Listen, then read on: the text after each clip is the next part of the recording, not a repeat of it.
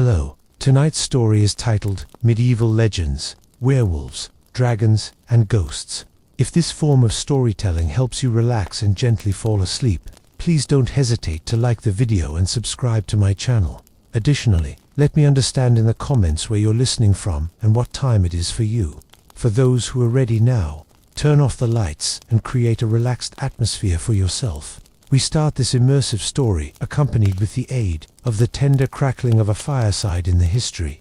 The early medieval interval, spanning roughly from the 5th century to the 10th century of the long-established generation, was a time defined now not by using abrupt transformations, but by using slow and mostly neglected developments that gradually accumulated to form the groundwork upon which the later legends of werewolves, dragons, and ghosts would quietly rest. This interval, more often than not talked about by using students as the early core a while, was marked via a reported absence of centralized authority throughout a lot of Europe, with a corresponding broaden in localized forms of governance, and step-by-step evolving devout associations. It is inside this quiet and uneventful backdrop that many small and seemingly inconsequential important points of cultural proposal had been shaped, spread, and fossilized into what would later be seen as folklore and fable.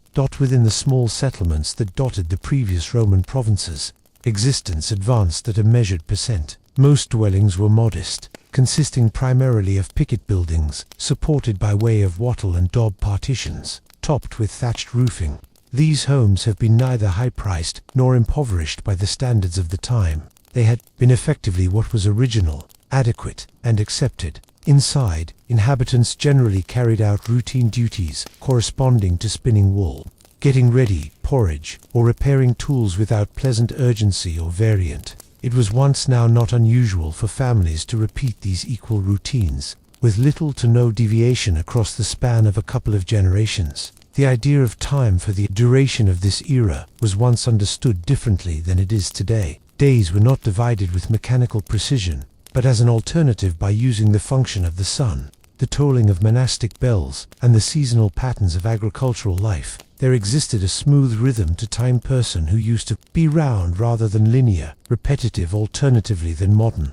This cyclical understanding of time made the looks of strange or unexplained hobbies the entire more massive, yet they weren't consistently interpreted as threatening. In many instances, they have been quietly incorporated into the everyday intellectual framework, with minimal resistance or fanfare. Literacy was restrained, however now not utterly absent. Among the many clergy, reading and copying manuscripts grew to become hobbies.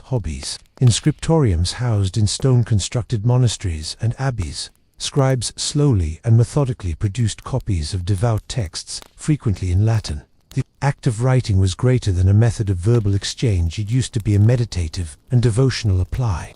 In these quiet halls, illuminated simplest by way of natural light, filtered by means of slender home windows, monks dipped quills into iron gall ink, etching each letter with deliberate care. Infrequently, marginalia would incorporate references, now not handist to scripture but also to exclusive occurrences or nearby anecdotes, many of which referenced spirits, unexplained animal transformations, or encounters that, over time, would be interpreted as supernatural in foundation. The devout surroundings of the time used to be closely influenced by way of the gradual Christianization of formerly pagan regions. This procedure didn't occur through dramatic conversions or general edicts. However, instead, via sustained and patient efforts implemented over generations. Nearby deities and customs weren't a lot destroyed as they had been steadily reinterpreted. Sacred groves had been slowly converted into former fairs were overlaid with saints' days, and slowly, the older revueses of the forest, of the wolf, of the hearth respiration beast, and of the ghostly wanderer weren't forgotten, but as a substitute quietly reshaped and folded into new theological contexts. There was once, for illustration, a normal perception within the enduring presence of the lifeless, though this notion used to be now not uniform throughout areas. In some villages, it used to be concept that distinctive contributors, people who had died without suitable burial, or folks who had dedicated offenses in opposition to social or spiritual norms, might continue to linger after dying. These presences were not invariably scary. As an alternative, they were normally permitted with resigned familiarity. a bloodless breeze in a hallway, an exceptional knocking sound, or the silent disappearance of a loaf of bread may be lightly attributed to such lingering spirits. These incidents weren't reason for alarm, but as an alternative for moderate and contemplative discussion over shared foods. Equally slow in progress used to be the concept of animal transformation, the inspiration that a man or woman might trade into a beast. Most as a rule, a wolf was not most commonly dealt with as a sensational story. However, rather as a curious and generally localized perception. In faraway forested regions, the place genuine wolves have been on occasion heard, and more not often visible. It used to be not exclusive for stories of lone tourists disappearing, or of shepherds sighting figures moving through the bushes. 2. Quietly evolve into whispered speculations about human-animal hybrids. These strategies didn't arise from panic, but alternatively, from prolonged commentary, isolation, and the human tendency to assign meaning to the ambiguous. There used to be no rush to codify these beliefs. They, without problems, lingered, very similar to the mist that settled over plowed fields in the early morning hours. As for dragons, the earliest medieval references to such creatures have been more often than not vague. In lots of cases, they have been mentioned in Latinized forms derived from Greco-Roman texts. These references weren't primarily vivid or difficult. As an alternative, they served as placeholders for an suggestion one that was once quite often related to sin, pleasure, or the unknown. The dragon used to be an emblem greater than a creature, and in the minds of early medieval writers, it used to be as more likely to show up within the margins of a manuscript as within the spoken memories of a village elder. These depictions had been not often constant, and their physical traits, wings, scales, fire, flight, weren't uniformly applied. As an alternative, the dragon existed as a vague conceptual entity, used more in general in metaphor than in motion. The administrative structures of early medieval society have been also worth noting. Now not for his or her effectivity or innovation, but for his or her sluggish and traditionally redundant nature. Regional leaders, known variously as counts, reeves, or aldermen depending on neighborhood and context, were particularly dependable for overseeing land distribution, tax assortment, and the resolution of disputes. These tasks were not often glamorous, most commonly involving the settling of land boundary disagreements or the regulation of seasonal labor duties. The documents of such events, the place they exist, are quite often terse and formulaic. A normal entry would list the number of oxen owed by using a tenant to his lord, or record the reassignment of a plot of barley fields following the death of a lease. On occasion, such documents would comprise passing references to odd events, cattle disappearing, sounds within the nighttime, or unexplained diseases. All these are normally recorded and not using a embellishment or conjecture. Travel used to be infrequent, however no longer completely absent. Pilgrimages slowly grew to be extra normal, although they were frequently long, exhausting, and marked with the aid of everyday delays. Nearly all of men and women lived and died within a small geographic radius. The roads, the place they existed, have been on the whole poorly maintained, their stones lifted or displaced via centuries of disuse. Travel strolling was once the norm, and inns were sparse, where tourists did discontinue for the night. They'd in most cases exchange quiet and repetitive studies by means of candlelight, a lot of which would have contained references to wandering spirits, fearsome beasts, or strange occurrences in distant lands. But these memories were generally advised with a relaxed, unhurried rhythm, and accepted more as leisure than as pressing warnings. On this manner, the quiet centuries of the early medieval interval laid a patient groundwork for later narratives. It was no longer the urgency of movements, however, the constant repetition of inspiration, the gradual formation of suggestions, and the quiet acceptance of the unexplained that made such legends enduring.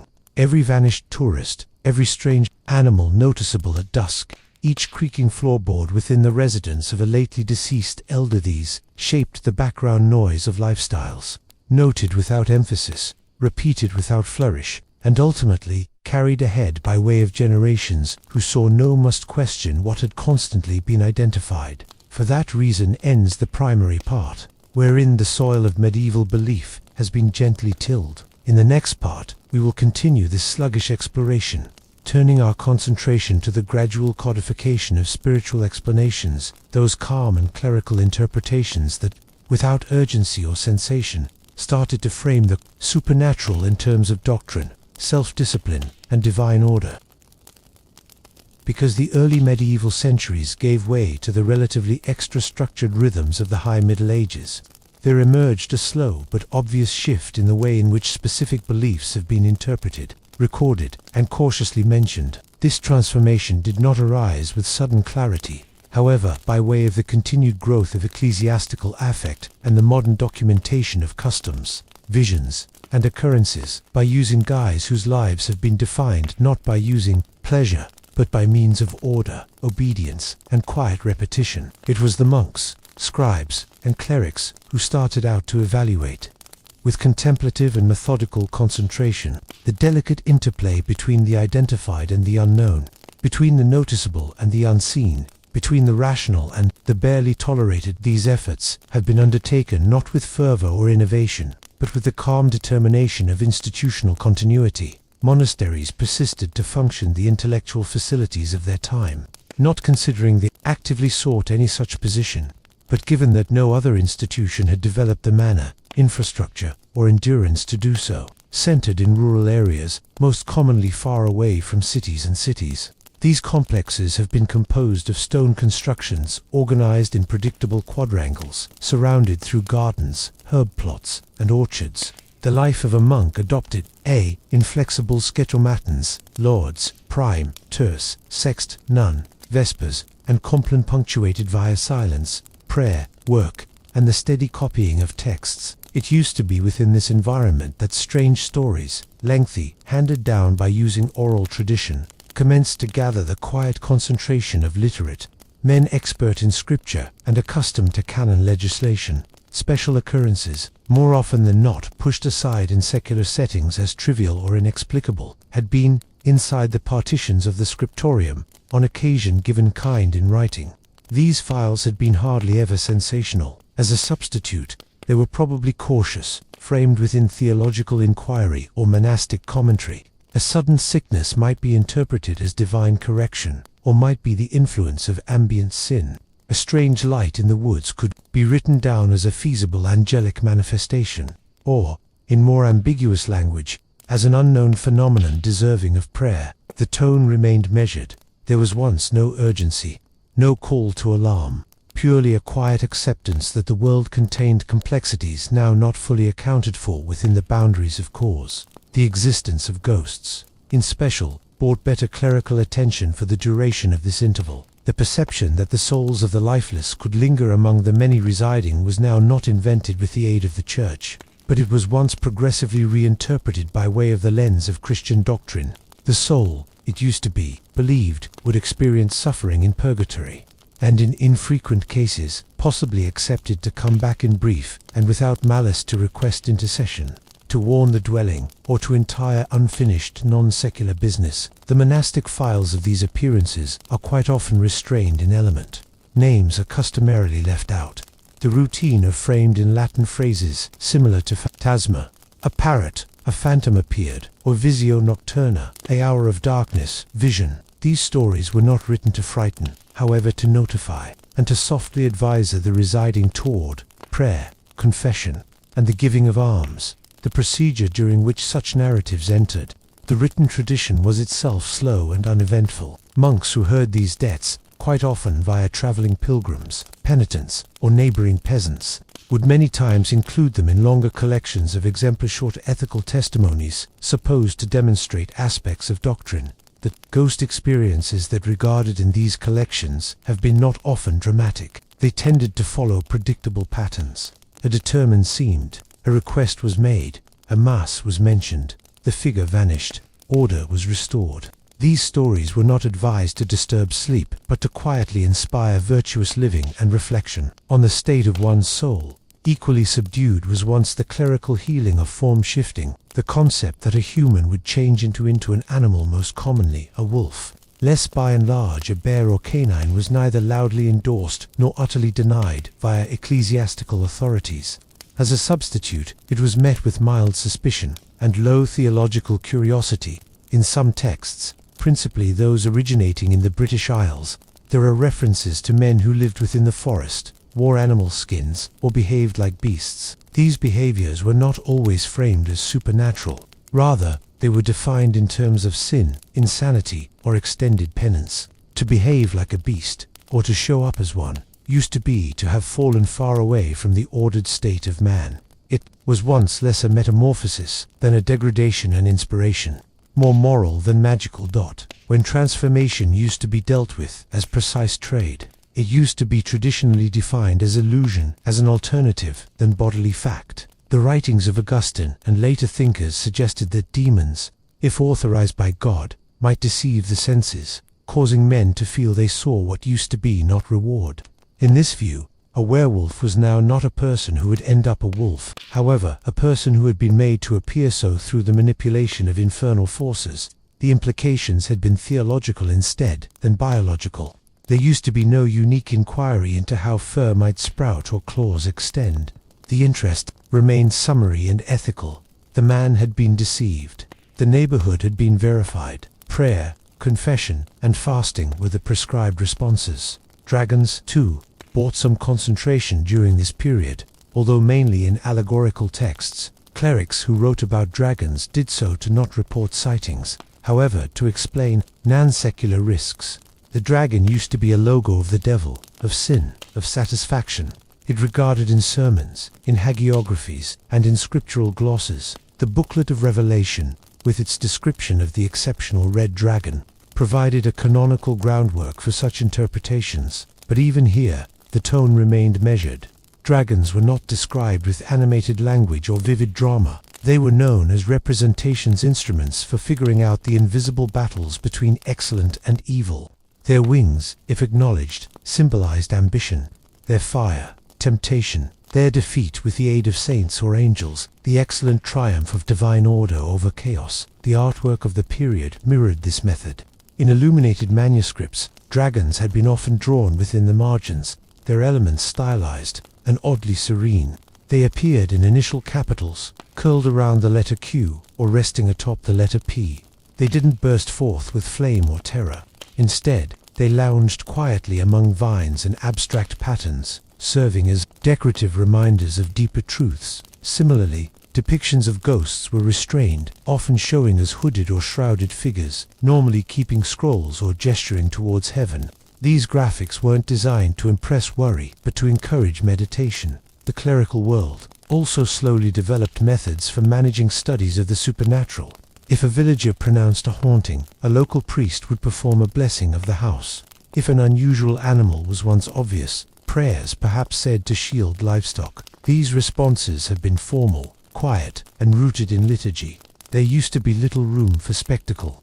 The intention used to be not to confront the unknown with drive, however, to revive order through ritual. Exorcisms, after they occurred, adopted situated texts. They had been infrequent, regulated, and by and large temporary. The emphasis remained on spiritual correction, not dramatic disagreement. It is principal to note that these interpretations, though pervasive within clerical circles, didn't constantly reach or affect general notion in a direct or instantaneous approach. The peasant who noticed a faded determinant, a subject, would nonetheless tell his neighbors of a wandering soul.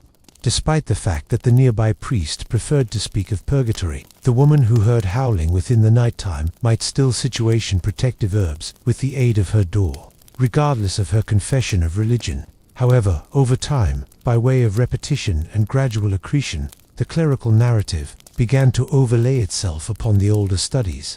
The two traditions coexisted, one written, one oral, without urgency or conflict, like two gradual relocating rivers flowing in parallel courses. As a consequence, on this second part, we observe how the calm structures of the church absorbed, labeled, and reframed factors of the supernatural.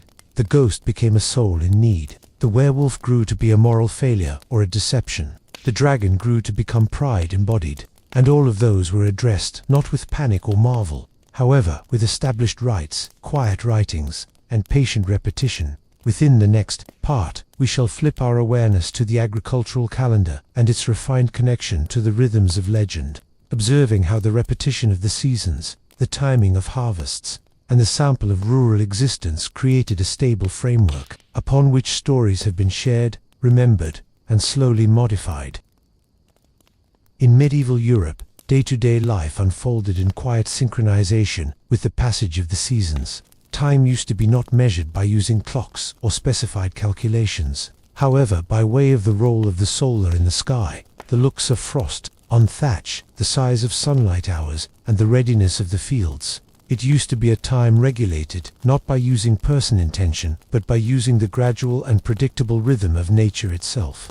On this rural atmosphere, which encompassed nearly all of the populace, the agricultural calendar shaped every aspect of existence. The repetition of tasks, the return of familiar dates, and the steady patterns of planting and harvesting provided a in-charge constitution in which recommendations, beliefs, and superstitions, mainly those concerning werewolves, dragons, and ghosts, could take soft root and progressively evolve. Each 12 months started, in a way, with the cold stillness of late iciness. With the aid of February, the land remained largely dormant. The bottom was too rough for ploughing, and the air too sharp for extended labor. This time of 12 months was once marked through patience and via minor home tasks. Instruments have been repaired, seed stores have been examined, and thatched roofs were quietly mended. In some regions, the Festival of Candlemas, observed on the 2D day of February, marked the transition towards spring.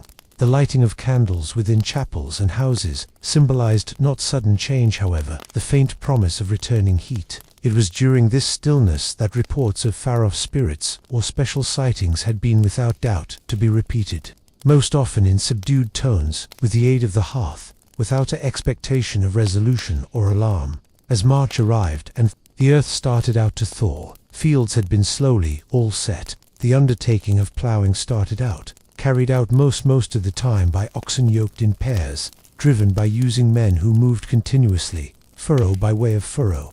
The process was neither unique nor progressive, but primary and hobbies. The tools used were simple, wooden ploughs tipped with iron, maintained over years and generations. Seed used to be scattered via hand, now not with flourish, however with practiced calm. Lent, in most cases, coincided with this period, and fasting used to be found with various levels of diligence. The connection between the act of sowing and the expectation of future growth served as a natural framework for reflections, each secular and non-secular, in lifestyles, death, and renewal. It was once not distinct for references to the lifeless, notably the quietly wandering sort, to be made during this interval. The notion that souls might return because the land returned to life used to be no longer defined theologically, but handed on in subdued murmurs. April and May just introduced extra agricultural labor. Fields required weeding, ditches were cleared, and gardens had been tended. Sheep shearing grew to be common in targeted regions. These movements had been performed with gradual repetition, by and large accompanied by using quick exchanges of practical recommendation or the retelling of seasonal lore. It used to be in the margins of such exchanges that references to exceptional pursuits could appear. A lamb born with extraordinary markings, an unusual noise heard in the faraway woods, an animal gone missing without a hint. These activities have been noted without elaboration, without investigation. The explanations, if offered in any respect, tended toward the passive and the cyclical. It was said that distinctive times of 12 months allowed for transient disturbances, moments when the boundaries between the visible and unseen grew to become less relaxed. The summer season, months of June and July, introduced longer days and heavier labor. Hay was once reduced, ordinarily by scythe, and left to dry in neatly aligned rows before being gathered into ricks. The process used to be communal and repetitive. Meals were taken within the subject, and conversations remained confined. With the aid of fatigue, evenings were moderate, and it was once for the duration of these late hours that older members might, if asked, recount stories from years prior.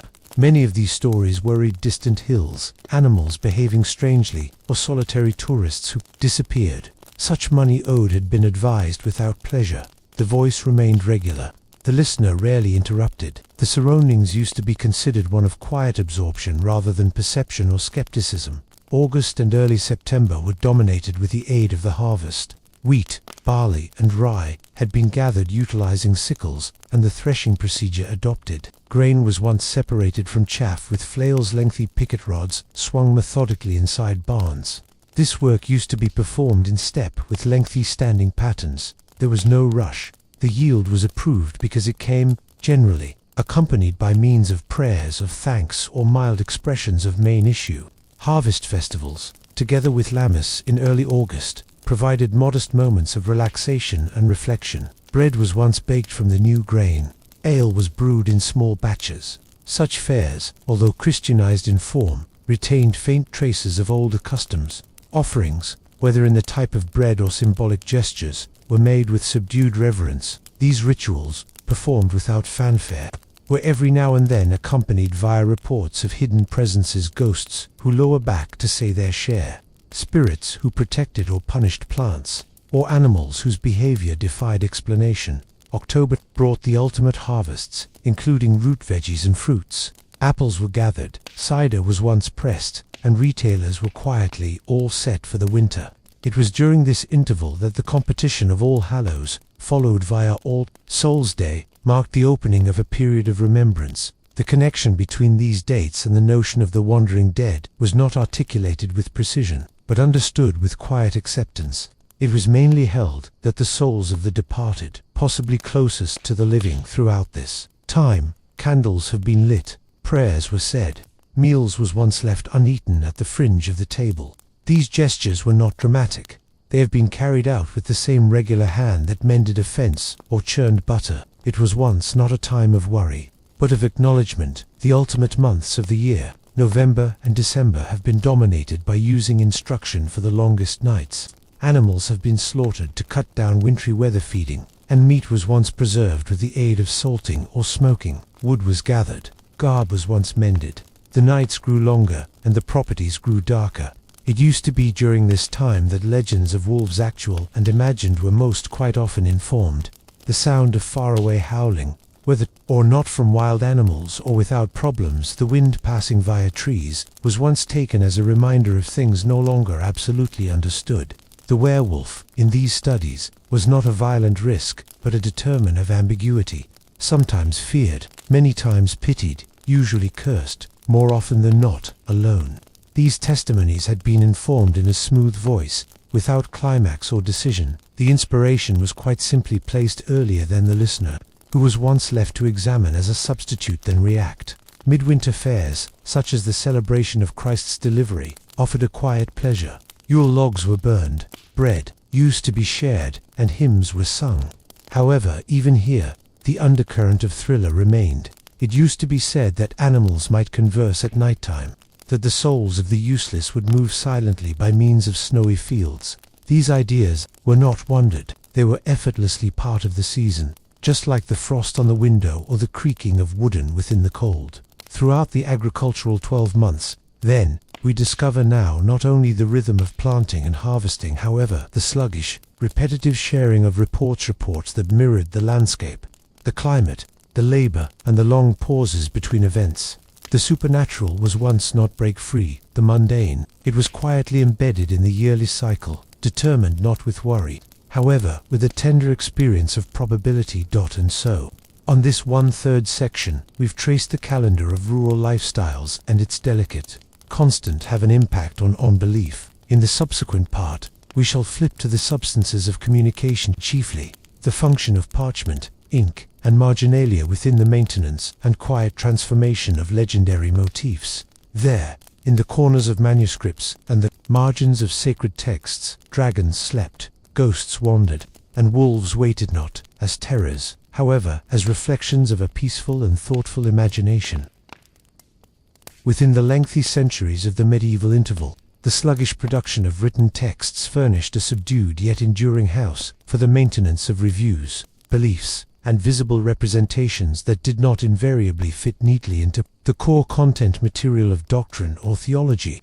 The pages of these manuscripts, formed of carefully all-set parchment, written upon with iron gall ink, making use of quills produced from goose feathers and bound through hand, became quiet containers of each faith and folklore. Although the legitimate cause of such texts used to be the transmission of sacred scripture, liturgy, and scholastic commentary, the margins mostly became an area wherein much less formal, much less regulated, and extra innovative content material would be inserted with little interruption or consequence. The manuscript creation process used to be, through its very nature, slow, repetitive, and meditative. Monks and scribes worked for hours each day, following the rhythm of the schedule. Illumination, when incorporated, followed standardized varieties. The labor involved in creating a single codex would stretch across many months, typically even years. The act of copying used to be not creative in the trendy experience. It used to be preservative,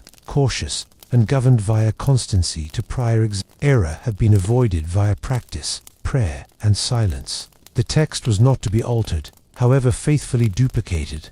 Nonetheless, inside the beneficent blank areas at the top, bottom, and sides of the page, is above all, in books of hours, psalters, and distinct theological commentaries. Artists and scribes started to insert quiet observations, soft reminders, and imaginative figures. In these margins, creatures reminiscent of dragons, werewolves, and ghostly varieties infrequently regarded now not as the focal point of the work, but as incidental figures. These were hardly ever labeled. They did not speak. They were not part of the story, but they existed, curled beside a capital letter, peering out from in the back of a floral border, or slinking across the base of a web page. Their presence used to be suggestive instead than declarative. It was once no longer continually clear what they intended, and maybe that uncertainty was once intentional. They weren't meant to startle the reader, however, to accompany them quietly, by means of the act of contemplation. The dragons in these manuscripts were most likely small, with elongated necks, curved tails, and wings that resembled these of birds or bats. They usually appeared coiled in repose, or else proven in the act of breathing small curls of smoke. The detail used to be normally delicate and understated. Scales have been instructed by using easy traces. The colors, when color was once applied, tended toward muted reds, veggies, and oak. These creatures didn't disrupt the studying expertise. They inhabited the spaces that had been in any other case empty. Their form may have been ornamental, or mnemonic, or symbolic. It is not perpetually identified. Ghosts, if depicted, had been probably clothed in burial shrouds or robes. Their faces were impartial, neither grotesque nor expressive. Repeatedly they pointed upward or downward, indicating their uncertain position in the cosmic order. On occasion they carried scrolls, though the text upon them was generally absent, or indecipherable. They weren't depicted within the act of haunting, but alternatively, in a state of calm presence. They served as visual cues to religious reflection, reminders of mortality and of the soul's journey, rendered without urgency or terror. The determine of the werewolf, regarded less normally in manuscript art. However, references to such beings would every now and then be observed in bestiaries and within the margins of old chronicles. These figures have been most commonly shown midway between man and beast, bipedal, but hairy, oftentimes with canines features, from time to time preserving weapons, or clothed in tattered clothes. The accompanying textual content, if gift, tended to explain these figures as inhabitants of distant lands, or as symbols of sin and moral ailment, but the illustrations themselves were not complicated. The posture of those beings was normally passive. They stood, they stared, they wandered. There was once no violence depicted, no transformation in growth. The photograph remained fixed and calm. The existence of those figures within the margins should now not be interpreted as resistance to ecclesiastical authority. As a substitute, it suggests a quiet coexistence between formal doctrine and casual reflection. The most important textual content would include the Psalms of David, the lifetime of a saint, or the homilies of a church father. But around this principal content, the creativeness of the scribe or artist found area to include what possibly remembered, what probably found, or what would with no trouble be authorized as part of the wider world. There was once no have to give an explanation for the presence of a dragon beside a passage on humility. The reader, familiar with such juxtapositions, would now not be amazed. The determine used to be conveniently there. Additionally, it is valued at noting that most of the creatures discovered within the margins weren't accompanied by using narrative. They didn't take part in experiences. They weren't named. Their inclusion was once visual, now not textual. In this means, they reflected the ambient presence of legend in medieval lifestyles, quiet, unverified, and protracted, just as villagers could converse of ghosts without knowing their names, or of wolves that walked upright without ever having obvious one. The scribe or illuminator might draw such figures as part of a broader cultural reminiscence. The act of doing so used to be no longer disruptive. It used to be acquainted. It was once part of the work. The materials used in manuscript production have been themselves humble and long-lasting. Parchment, produced from the skins of sheep, calves, or goats, used to be soaked, scraped, and stretched. Ink was comprised of gallnuts, copper sulfate, and gum arabic. Gold leaf, when used to be utilized with care, but quite often only for sacred or princely texts. The quill required steady trimming. Errors, after they happened, have been gently scraped away with a knife. The instruments of the alternate weren't complicated, but their use required patience, training, and a willingness to receive repetition. There used to be little version between some day's work and the following. The storage of manuscripts was equally subdued. Books had been saved in armory wood cabinets, sword chained to lecterns. They were seldom learned in haste. When read aloud, it was once in a slow, measured voice. The experience of reading was once physical and sensory. The sound of turning pages, the faint odor of ink, the texture of parchment under the hand. In any such atmosphere, the presence of a small dragon or ghost within the margin might be observed. With quiet curiosity, there used to be no compulsion to ask why it used to be there. It was conveniently part of the web page. Over time, as literacy improved and the manuscript way of life gave solution to the age of printing, these marginal illustrations would regularly decline.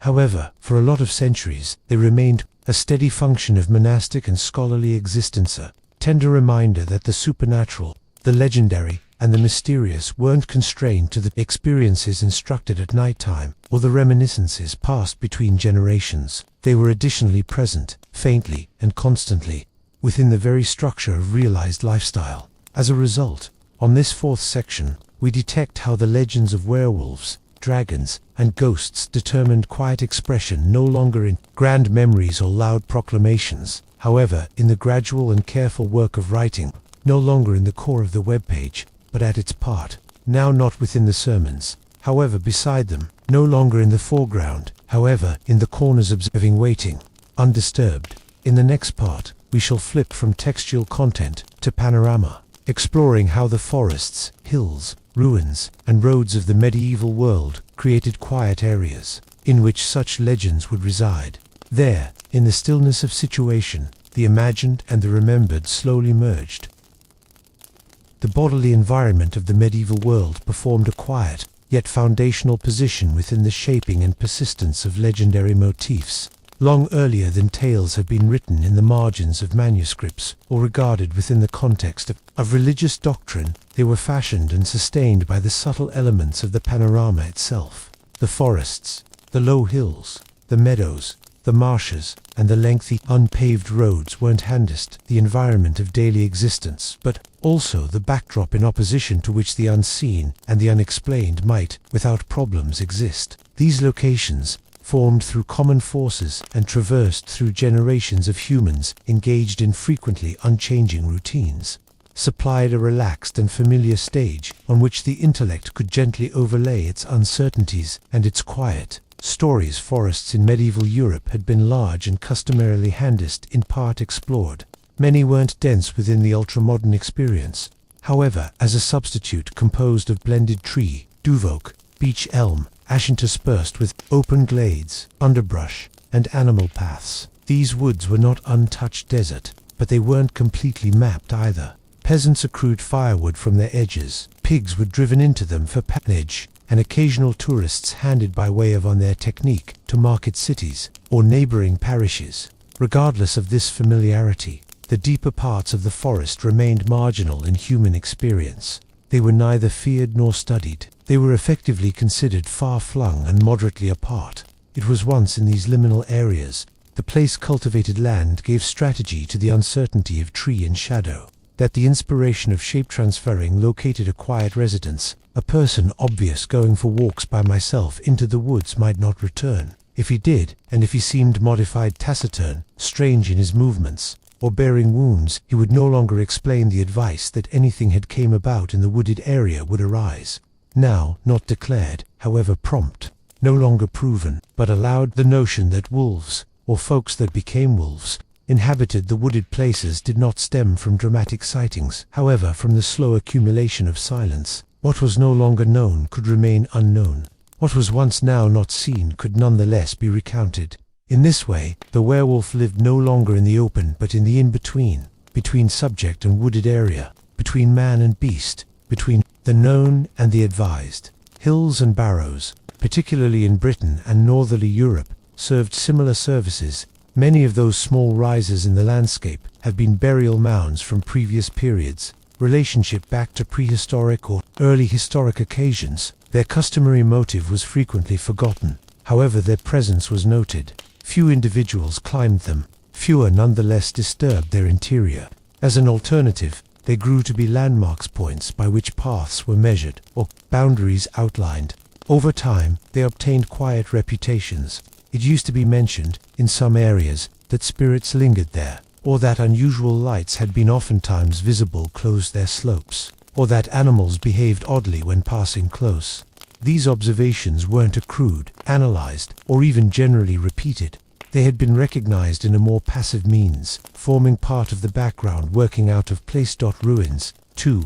Provided spaces for the calm continuation of legend. In regions once held through the Romans or previous peoples, stone structures every now and then remained.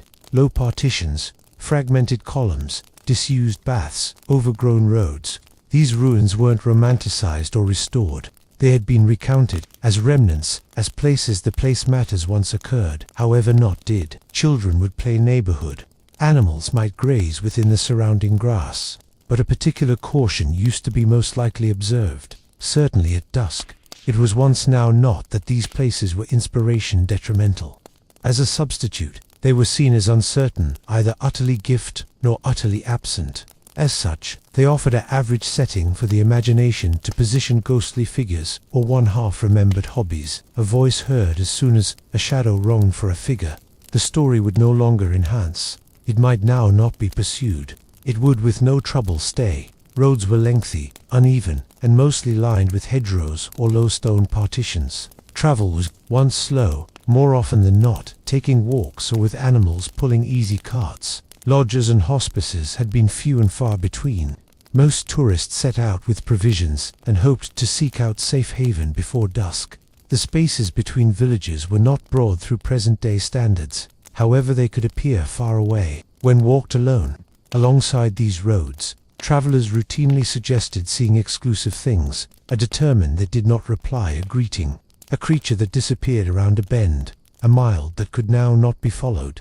These reports weren't sensational. They have been delivered in calm, topic-of-fact tones. The road was a place of transition, and as a consequence, an average atmosphere for the liminal beings of legend to briefly appear after which disappear without. End result, bodies of water, in particular marshes, ponds, and small rivers, been in a similar way established within the medieval mind. Their edges were most often delicate and unstable. Fog rose from their floor in the early morning and late night. These points were priceless, offering fish, reeds, and low transportation. However, they have been also considered with quiet ambivalence. It used to be stated that voices would be heard close them, or that shapes would be visible beneath the outside, or that animals occasionally refused to drink. Such feedback have been made without insistence. The water remained. The studies remained. Each flowed gently alongside every other. Village peripheries, on the fringe of cultivated land, near hedges or old stone partitions, had been also areas the place. Stories collected. These areas were not unoccupied, but they were much less crucial. Waste was regularly dumped there. Tools were saved. Youngsters played. It used to be in these lost sight of locations that local memories determined their footing. A woman who lived on the brink of the village would, after her loss of life, be said to come. A path that passed practically in deserted good, probably avoided at night. These habits were rarely defined. They simply existed. When requested, the response was as a rule, quiet. It's higher to not go, that means. Or it is said, any person walks there. No argument followed. During all these landscapes, there used to be no clear boundary between the actual and the imagined. The two existed in parallel, now not in conflict. The wooded area was each a situation of labor and a location, of story. The hill was both a bodily characteristic and a point of reminiscence. The street used to be each a route and an area for passing shadows. The sluggish rhythm of everyday existence allowed for these dual understandings to persist without tension. There was no ought to unravel them. The studies did not alternate the land, and the land did not disprove the stories. Both remained, aspect by facet, year after year. In this fifth part, then, we have walked through the quiet areas of the medieval world, noting how their silence and ambiguity made area for enduring notion. No longer via spectacle, however by means of stillness, no longer by means of affirmation, however through advice, the werewolf remained within the forest. The ghost lingered near the spoil. The dragon curled upon a hilltop seen only from a distance. None of those demanded attention. They effortlessly waited. Within the subsequent part, we shall move from bodily area to social space, examining how beliefs have been maintained, shared, and modified by means of oral transmission. In the words spoken between neighbors, inside households, and at market stalls, the legends persevered unwritten, unconfirmed, and uninterrupted. In the generally illiterate society of medieval Europe, the spoken word remained the most common and powerful means of conversation. While written texts existed, and were incredibly valued in clerical and scholarly contexts, the daily transmission of advantage, customized, and belief took place peculiarly through quiet conversation, recurring sayings, and slowly evolving anecdotes. Oral tradition was once not maintained by way of performance or theatrical storytelling, but by means of calm, normally repetitive exchanges amongst neighbors, family individuals, and fellow villagers. These verbal traditions have been handed, no longer with urgency, however with the same unhurried rhythm that characterized other aspects of medieval existence. It was in these usual interactions, at the fireplace, at the market, for the period of fieldwork, or at the same time walking alongside well-trodden paths that reviews of werewolves, dragons, and ghosts were quietly preserved and gradually reshaped. All these studies were not informed as formal narratives. As a substitute, they have been shared in fragments, recollections, or observations. A character would point out, without emphasis, that they'd as soon as heard of a visitor who encountered something strange close, a far-off crossroads. Yet another might recall a story their grandmother had stated, a couple of ghosts that passed silently by means of a kitchen at night time. These mentions were usually brief, incorporated as part of a longer conversation concerning the weather, the crops, or the behavior of livestock. There was hardly ever a sense of wonder or alarm.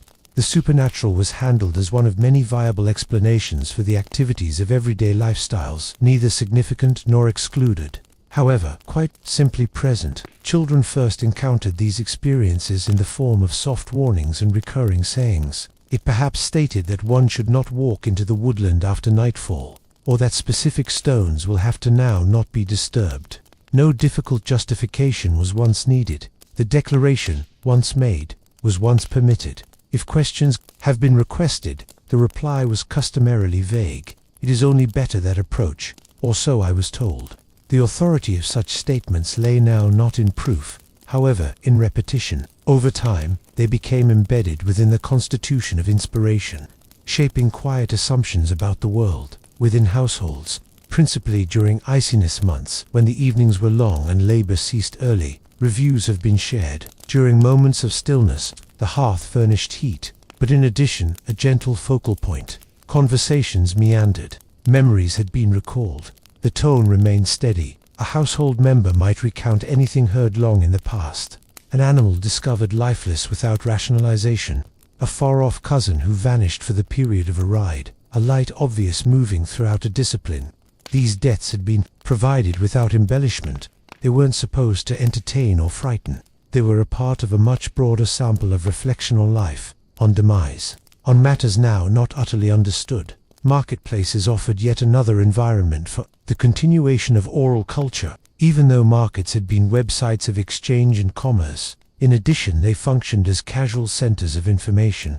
Men and women from neighboring villages gathered, exchanged goods, and exchanged phrases, amid discussions of grain, costs or will first class. Feedback probably made about latest events, few of which, if exceptional, took on legendary form. A traveling service provider would mention a strange dream he had while staying in a barn. A shepherd might say his canine refused to move a unique hedge. Such observations, made quietly, had been hardly ever challenged. They were effortlessly delivered to the collective memory. Tourists and pilgrims played a chiefly essential role in the diffusion of stories. As they moved from one vicinity to an additional, ordinarily staying in monasteries, inns, or village properties, they carried information of far-off areas. A few of this news was factual. Some was once speculative. Some was once overtly unsure. It was once no longer exceptional for a narrative instructed in the south of France to slowly make its option to the north of England, altering slightly with every retelling. Over time, the original small print pale, replaced by way of extra acquainted names or places.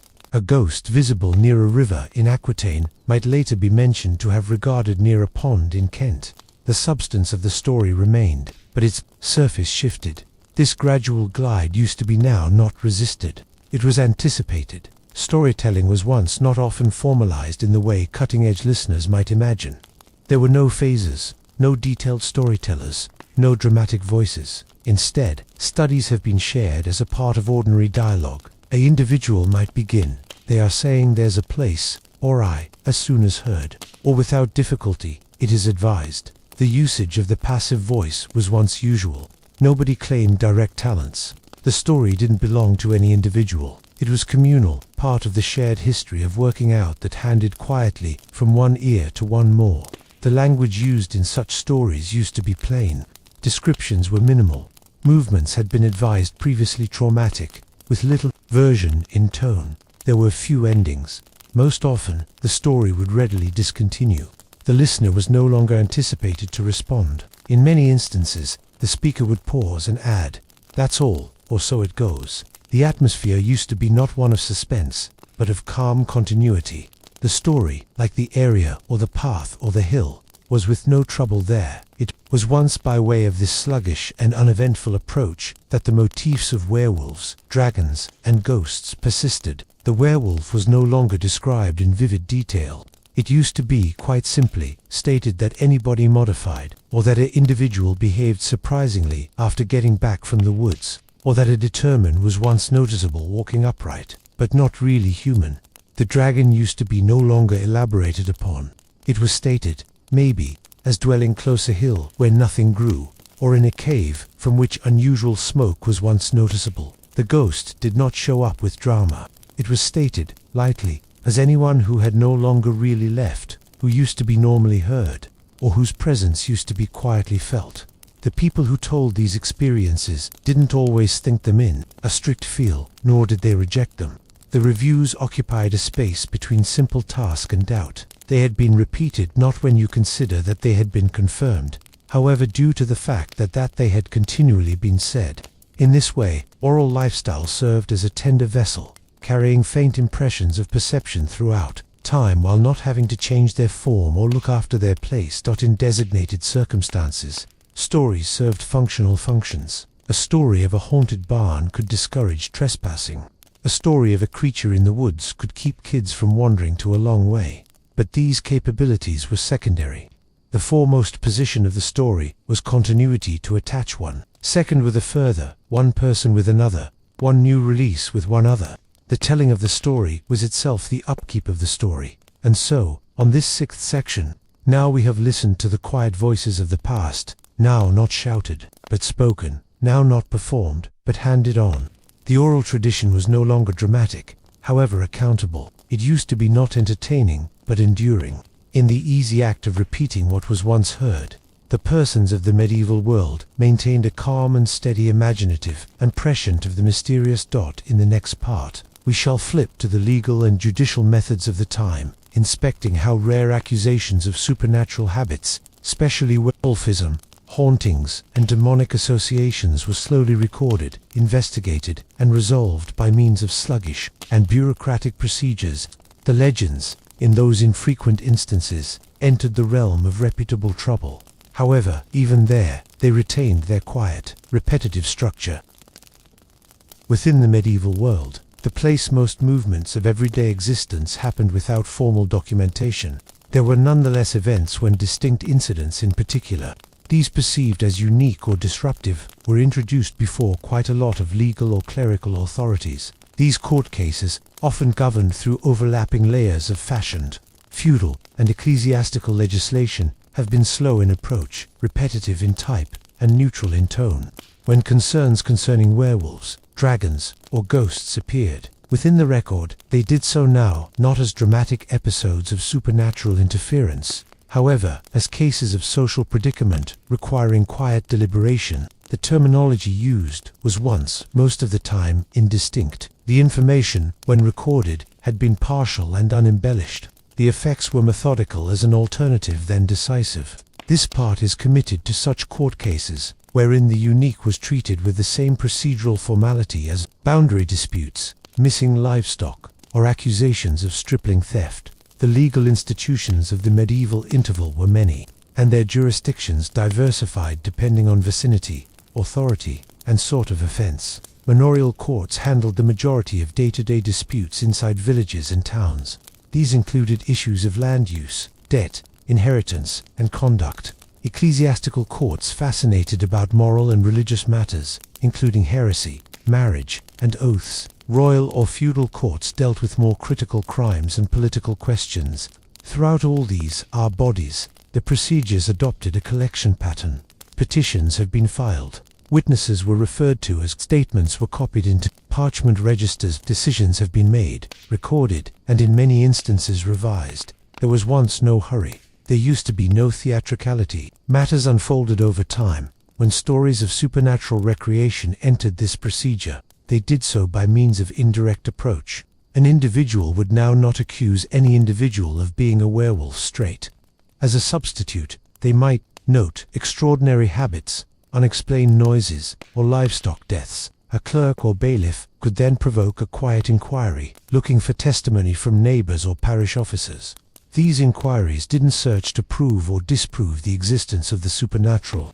Rather, they sought to revive neighborhood order. The hindrance was no longer metaphysical, but practical. A disruption had happened, and it needed to be addressed according to precedent. Probably the most earliest references to werewolf-related conduct in legal records comes from the 13th century. The case, recorded in short Latin notations, describes a man in a rural subject who was said to have been seen running on all fours throughout the night. No physical transformation used to be claimed, no attack passed off, but the behavior was viewed as sufficiently distinctive that the local steward was prompt to speak with the person's spouse and children and clergy.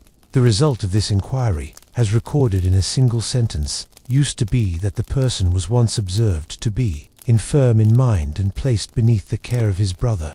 The subject ended there. The Be Aware was filed amongst other mundane entries for that year in a similar way. The presence of dragons in legal documents is enormously rare, and where it seems, the language is cautious. In a single case from the late 14th century, a subject close. A village was once described as rendered unfit for grazing due to the fear of a creature stated to dwell regional. No direct description was once included.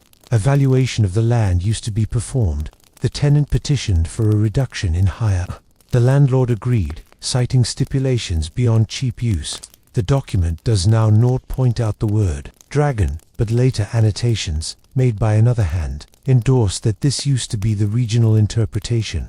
Again, the focal point was once no longer on the creature itself, however, on the executive penalties of fear. Ghosts, being related to the dead, more and more often than not intersected with ecclesiastical documents. Monastic residences and parish churches from time to time acquired experiences of apparitions, most mainly in the case of unfulfilled tasks, disputed burials, or forgotten bequests. When such reports had been delivered to clerical concentration, the response used to be procedural.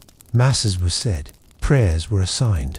In some cases, an inquiry used to be made into the deeds of the deceased. These were not investigations in the ultramodern feel, however, cautious reviews of prior arrangements. The intention was to not contact the ghost or drive it away, but to make sure that it had not been wronged by means of negligence. This used to be considered a part of the hobbyist spiritual protection of the group. One document from a cathedral chapter in the early 15th century mentions a presence within the cloister pronounced through a few learners. The prior advised an evaluate of contemporary deaths among the brethren.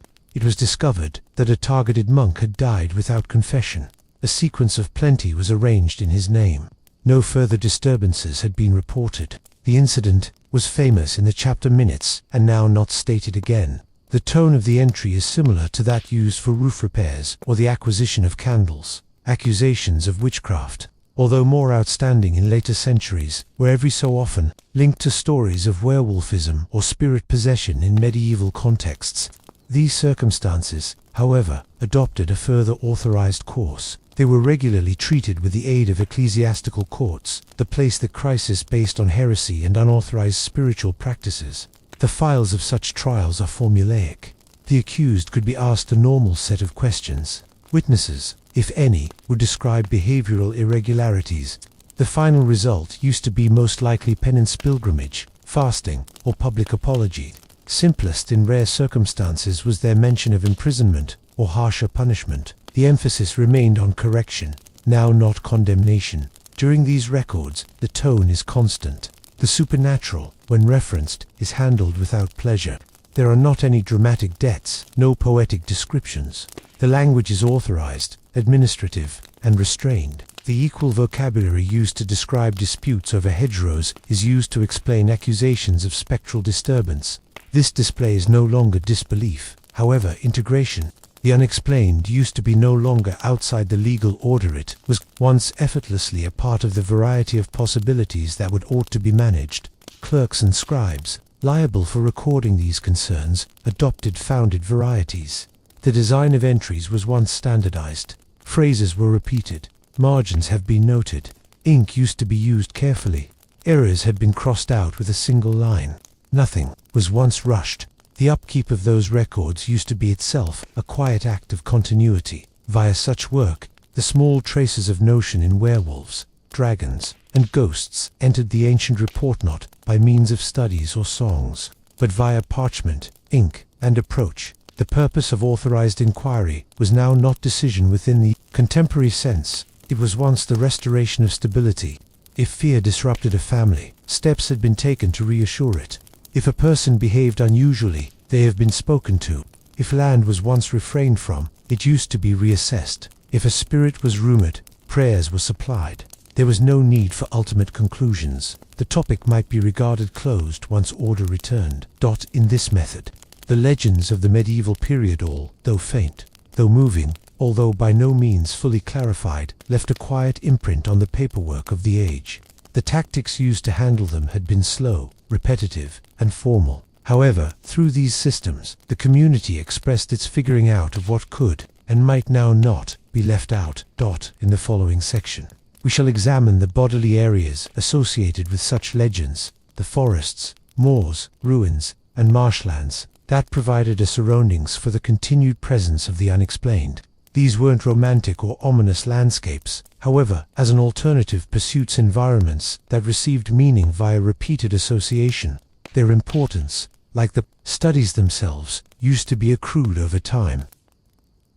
The medieval panorama, extending throughout villages, fields, woods, and wetlands, supplied not only the material foundation for everyday existence, but additionally a delicate framework for the progress and persistence of neighborhood legends. While the land itself was as a rule described in sensible phrases, its suitability for vegetation, the fertility of its soil, the availability of pasture also served as a quiet repository of collective memory. The place associations between location and story collected slowly, by means of repeated remark, dependency, and culture. Amongst these landscapes, forests, moors, and marshlands held a distinctive value as spaces characterized through their relative remoteness, ambiguous boundaries, and fluctuating utility. These weren't dramatic or imposing terrains, however, as a substitute areas of quiet indeterminacy, whose elements made them average loci for legends involving werewolves, dragons, and ghosts to be related with bodily area. Forests, which had been briefly famous in earlier sections, benefit additional consideration here in their diversity and range of traits. In so much of medieval Europe, woods had been managed landscapes as an alternative than pristine desert. The extent of tree cover fluctuated because of agricultural growth, wood gathering, and neighborhood policies on land use. The perimeters of forests tended to be probably the most frequented areas. The place copicing and pannage have been practiced. Interior sections had been probably much less visited, partly due to quandary of entry and partly as a result of the ownership and use rights that regulated their exploitation. This intermittent human presence intended that parts of woodland remained quiet for lengthy periods, a situation that lent itself to the delicate feeling of otherness. Such otherness was not understood as threatening in an energetic sense. Rather, it used to be perceived as a typical difference in excellenter, gradual gradation from the cultivated and identified to the wild, and not more predictable. Bushes blocked sight strains and muffled sounds. Shadows lengthened. The ground was uneven. Such conditions made forests proper settings for stories about beings who weren't wholly human, or whose behavior didn't conform to neighborhood expectations. These studies have been passed quietly, without insistence or alarm. Their connection to the woodland was once taken as a given, part of the fabric of nearby working out. Moors, usually observed in parts of Britain and northern Europe, represented one more but related style of atmosphere. These expanses of open, on the whole moist, grassland have been marked by a sparse vegetation, terrible soil best, and exposure to the elements. Their use used to be exceptionally for grazing sheep and cattle, though the utility different by way of season and weather. When you consider that moors were open but far off, they offered a sense of isolation instead than concealment. Tourists crossing moors would notice the absence of landmarks, the ever-reward wind, and the shifting gentle. The flatness and openness made unexpected noises or fleeting shadows extra seen, but also extra difficult to determine. Legends related to moors tended to emphasize the inexplicable nature of certain experiences, a mild relocating over the grass at dusk, an unearthly howl carried by using the wind, or the surprising look of a figure on the horizon. These occurrences were not conventional, nor have been they described in detail. They had been noted, and sometimes retold with a regular voice, as a part of the ambient character of the moor itself.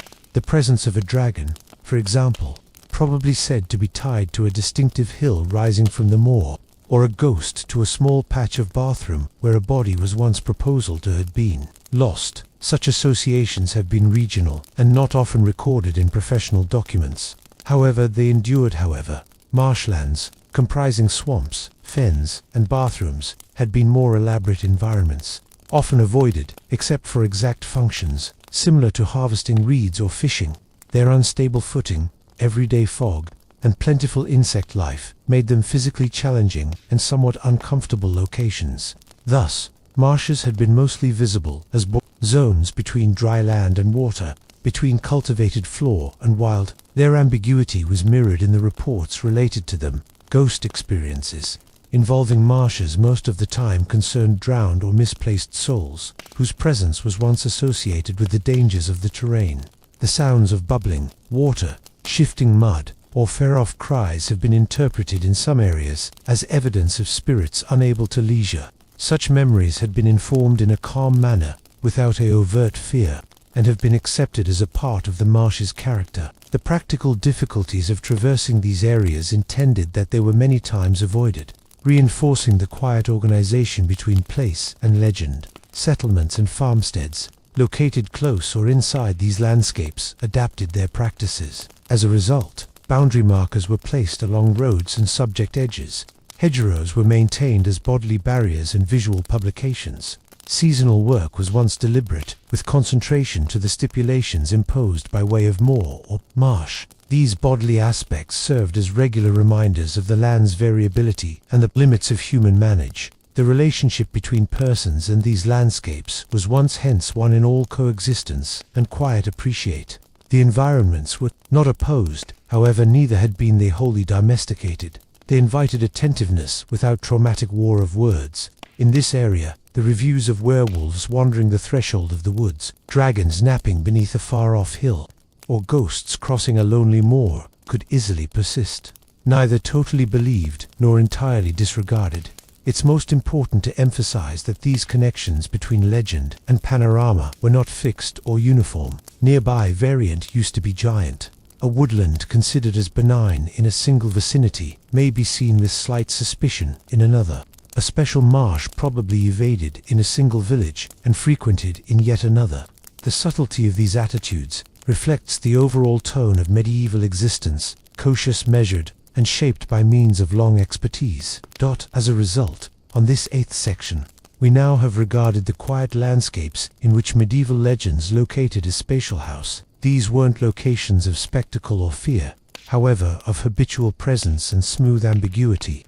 The common atmosphere and the stories intertwined in a way that neither forced belief nor required rationalization. In the subsequent part, we will explore the inventive representations of those legends' external manuscripts, exceptionally in structure, sculpture, and different material tradition.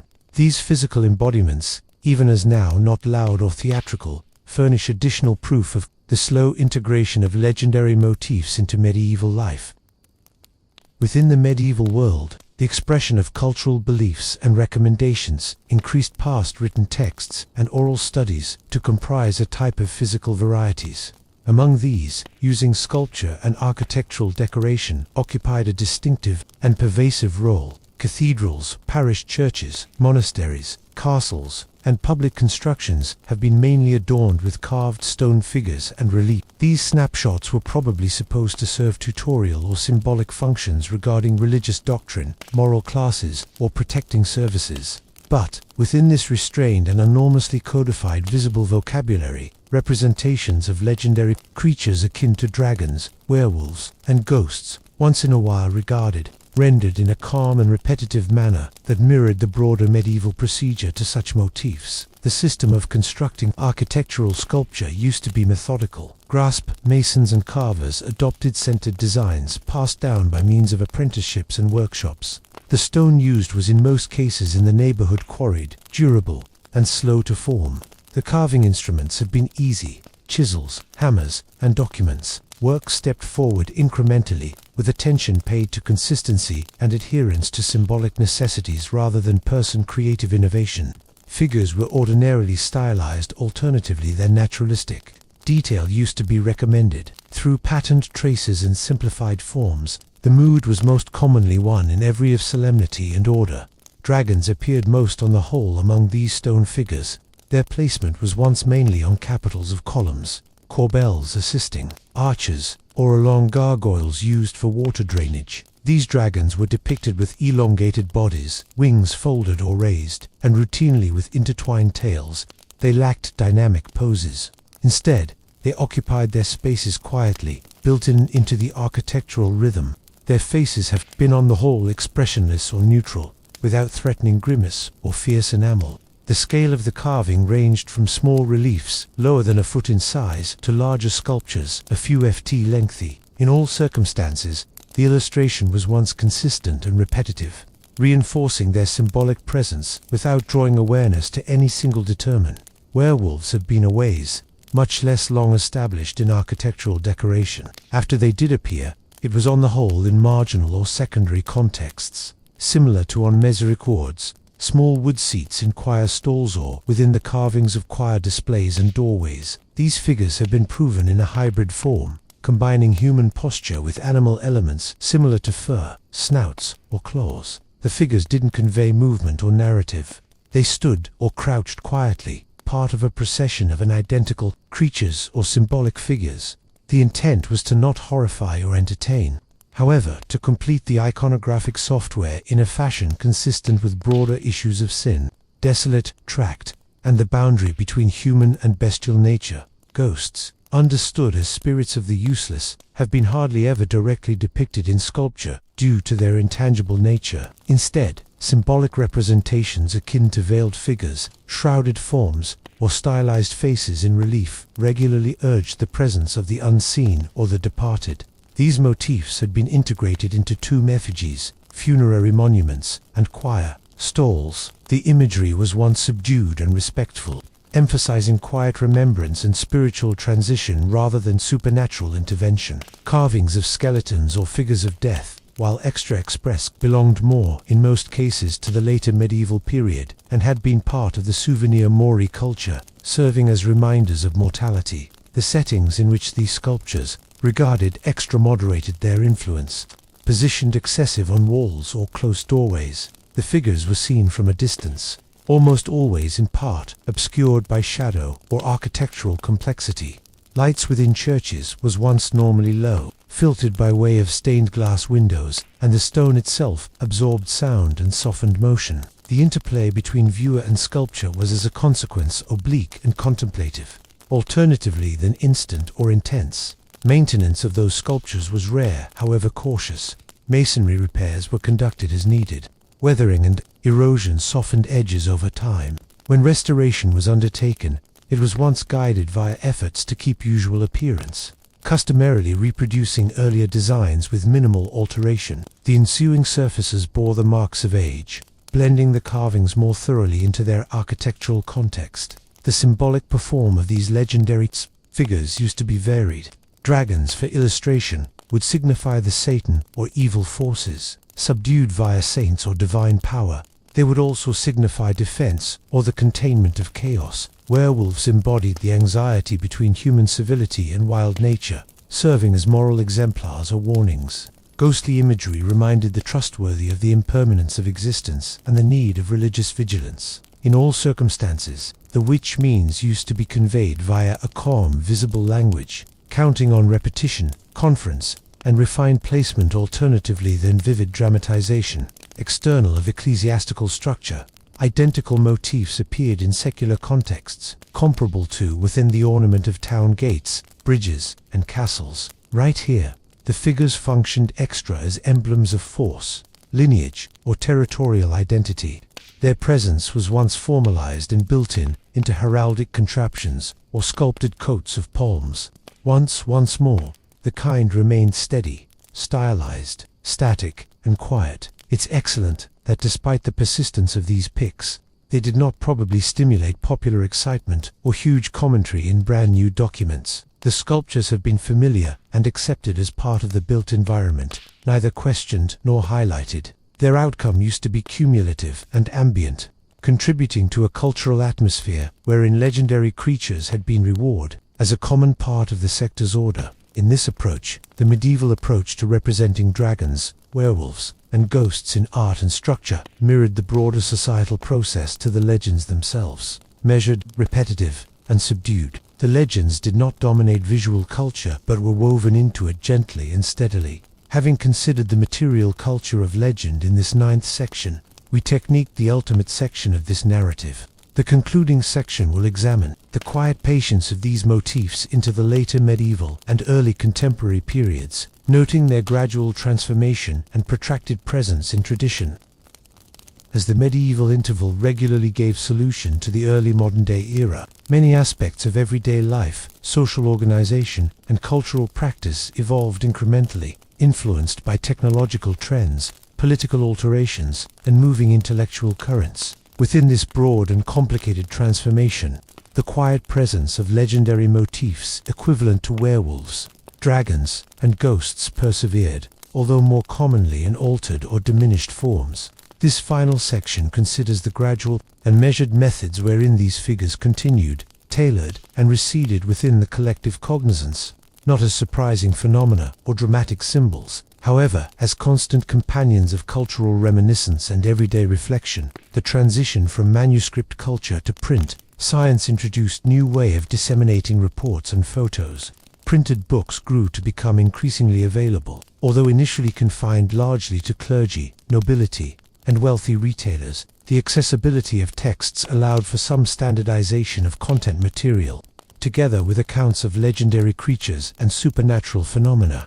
Yet, the published word retains so much of the sober tone characteristic of previous scholarship. Works on average history, various and ethical treatises persevered to include references to dragons and different mythical beasts, normally framed within the context of devout allegory or classical authority. These references were offered in restrained language, with descriptions that echoed the prior medieval sort of cautious statement and accepted uncertainty. The determine of the werewolf, more commonly associated with folk belief than formal doctrine, located expression in authorized and ecclesiastical records in the course of the 16th and 17th centuries, peculiarly in areas reminiscent of Central Europe and France. These files, whilst sometimes extra exact than their medieval predecessors, preserved the cautious, procedural approach of previous inquiries.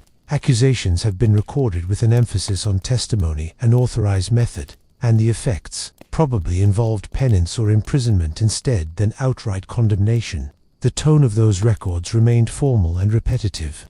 reflecting continuity in administrative observe, whilst belief and worry fluctuated. Ghost stories likewise maintained a presence within the cultural landscape, normally integrated into neighborhood traditions and seasonal customs. Accounts of hauntings or apparitions were passed orally and occasionally recorded in parish or municipal chronicles.